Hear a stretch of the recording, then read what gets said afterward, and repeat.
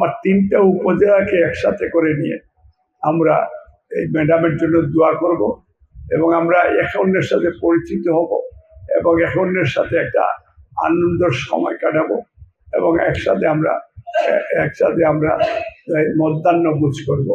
এতে কেন্দ্রীয় নেতৃবৃন্দ যারা অংশগ্রহণ করবেন তারা কিছু বক্তব্য দিবেন, আমরা শুনব এবং লোকাল কিছু বক্তা তারাও দিবেন। মানে কালকে সবার একটা এক ধরনের আমাদের মিলন মেলার মতো হবে, কারণ নেত্রীর জন্য ইস্তফার বিষয়টা আলোচনা হবে। আমি আপনারা সবাই আসবেন দয়া করে এবং আমরা আশা করছি 11টা থেকে 12টার মধ্যে সবাই এসে গেলে আমাদের আমরা অনুষ্ঠানটা আমরা শুরু করে দিব। আমার মনে হয় যে রেজিস্ট্রার আদনান একটু আমাদের অনুষ্ঠানে যারা দোয়াতে যারা অংশগ্রহণ করবেন এবং যারা এখানে উপস্থিত থাকবেন, এর মধ্যে হচ্ছেন জহিরুদ্দিন স্বপন। উনি মিডিয়া সেলের প্রধান ছিলেন এবং বর্তমানে উনি দেশনেত্রী বেগম খালেদা জিয়া বিএনপির চেয়ারপারসনের উপদেষ্টা ভাইস প্রেসিডেন্ট মর্যাদায়। এখানে আছেন আমাদের আরেকজন হাবিবুর নবী সুয়েল খান। উনি হচ্ছেন যুগ্ম মহাসচিব। উনি আরেকজন বিপ্লবী নেতা, যিনি গণমানুষের নেতা। আরেকজন হচ্ছেন খায়রুল কবির খোকন, উনি সাবেক ডাকসু জিএস ছিলেন এবং এমপি ছিলেন। জহিরুদ্দিন স্বপন সাহেব এমপি ছিলেন সাবেক এবং খায়রুল কবির খোকনও সাবেক এমপি ছিলেন। ওনারা সেইখানে উপস্থিত হবেন ইনশাআল্লাহ। এবং তার সাথে সাথে আছেন আমাদের খন্দকার আব্দুল মালিক সাহেবের সুযোগ্য উত্তরসূরি, কারণ খন্দকার মালিক ছিলেন সিলেটের প্রথম এমপি। আমাদের বিভাগের মধ্যে আর একজনও ফাঁস করতে পারেনি। ওনার যে ভদ্রতা, ডাইনামিক লিডারশিপ, উনি আমাদের তেতলি ইউনিয়নের সন্তান, উনি আমাদের পাশের গ্রামের সন্তান। আমরা তার ছেলেও খন্দকার আব্দুল মুত্তালিব, উনি সর্বজন স্বীকৃত একজন ভদ্র। আমরা তাকেও সেইখানে অত্যন্ত সম্মানের সহিত আমরা আমন্ত্রণ জানিয়েছি এবং সেইখানে থাকবেন। এবং সিলেটের সাবেক মেয়র, উনিও উপদেষ্টা আরিফুল হক, উনিও থাকবেন।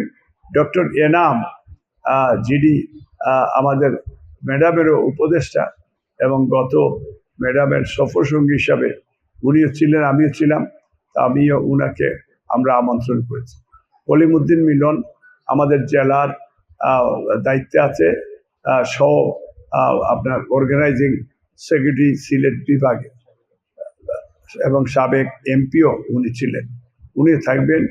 এবং সেখানে আমাদের মিফতাহ সিদ্দিকী, উনি সেখানে উপস্থিত থাকবেন। আমরা ওনাদের সাথে কথা বলে আরো অনেক কেন্দ্রীয় নেতৃবৃন্দ ইতিমধ্যে আমরা আশা করছি যে ওনারাও জয়েন করবেন। যারা জয়েন করবেন আমরা কালকে ইনশাল্লাহ ওনাদের নামটাও প্রচার হবে। এরপরে আজ পর্যন্ত একটা রাস্তা নতুন করে হয়নি এবং এলাকার মানুষের উন্নয়নের ভাগ্যের পরিবর্তন হয়নি।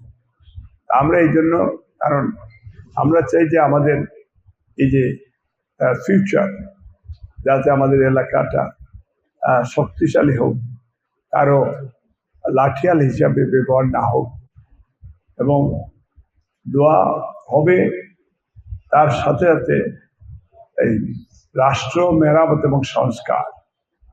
জনাব তারেক রহমান আমাদের ভারপ্রাপ্ত চেয়ারম্যান 31 দফা কর্মসূচি ঘোষণা করেছে।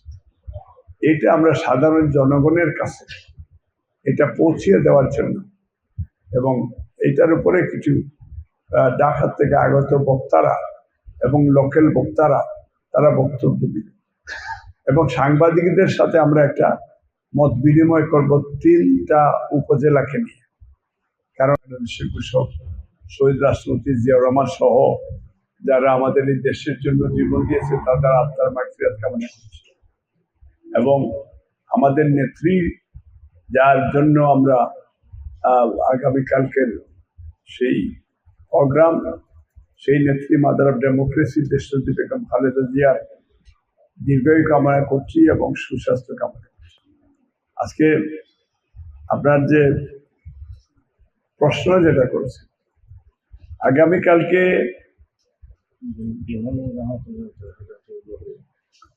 আগামীকালকে আমাদের ময়ূরকুঞ্জে দিনের 11টা থেকে আমরা কর্মসূচি ঘোষণা করেছি।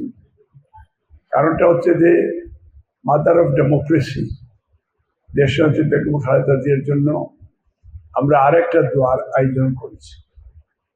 কারণ ম্যাডামের জন্য দোয়া খুব ইম্পর্টেন্ট।